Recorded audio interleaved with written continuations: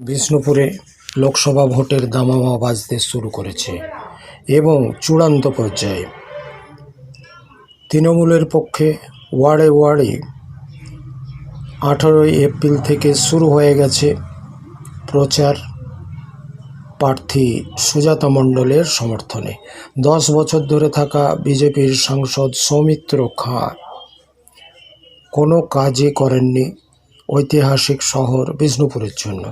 মানুষের জন্য ন্যূনতম যোগাযোগ রাখার প্রয়োজন মনে করেননি।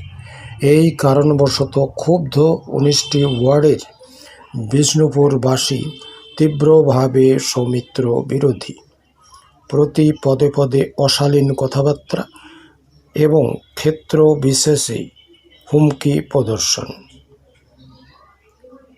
যখনই তিনি কড়া কড়া মন্তব্য করেন তৃণমূলের বিরুদ্ধে, তখনই তৃণমূলের প্রার্থী তার প্রাক্তন স্ত্রী সুজাতা মণ্ডল তার চতুর্গুণ কড়াভাবে জবাব দেন। 19 এপ্রিলের প্রতিচ্ছবি আমরা তুলে ধরব।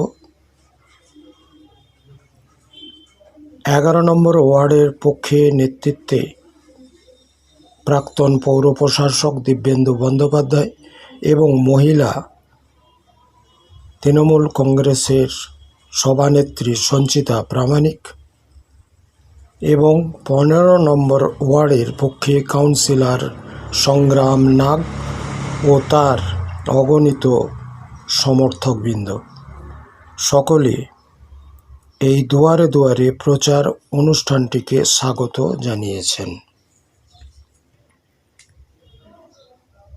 আরও একটি বিষয় তুলে ধরা অত্যন্ত প্রয়োজন। এখন সুজাতা ভার্সাস সৌমিত্রের তরজা লড়াই চরম পর্যায়ে। সৌমিত্র যদি একটি কথা বলেন, তার জবাব হিসেবে সুজাতা মণ্ডল কড়া জবাব দিয়ে সেই জবাবের তিরস্কার করেন।